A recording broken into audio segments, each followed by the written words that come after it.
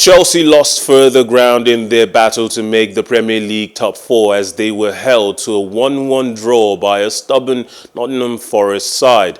Raheem Sterling put Chelsea ahead at Forest City ground in the 16th minute before Serge Aurier drew the team level with an acrobatic finish in the 63rd minute.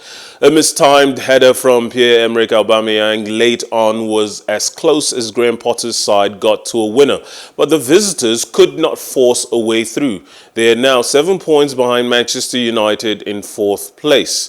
Forest found their breakthrough to equalise when Aurier steered a volley past Kepa after Chelsea failed to clear a corner, with the right back celebrating the equaliser wildly.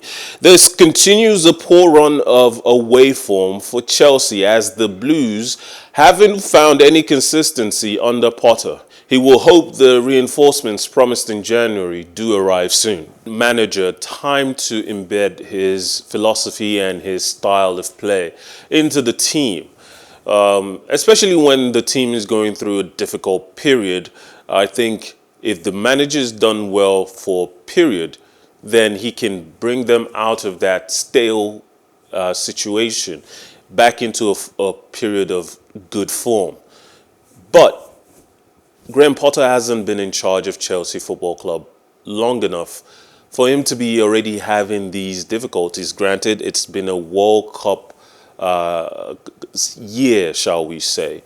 The stoppage in time in club football, you could argue that that's a detriment, but at the same time, it afforded him time to embed his strategies, his tactics with the players that weren't at the World Cup. So when the team at this rate hasn't started finding consistent form under a new manager, I have to wonder if Tuchel wasn't a better option. It seems from what Todd Bowley has said in the past that the only problem he had with Tuchel was the fact that he wasn't the kind of manager, head coach that wanted to focus on the recruitment side. That wanted to be a part of the discussion in terms of building a recruitment team and building a long-term project that would utilize youth. Tuchel is famously known as a tactician. That's the only thing he cares about. But here you have a manager that British media praised up and down as being equally a tactician, very flexible and capable of finding solutions to problems here and there, and yet Chelsea continue to struggle under him. Under Potter, this team looks very ordinary, and yet at the beginning of the season, this was the same team that commentators, ex-players were saying had an outside shot at competing for the championship at the end of the season, maybe come in third.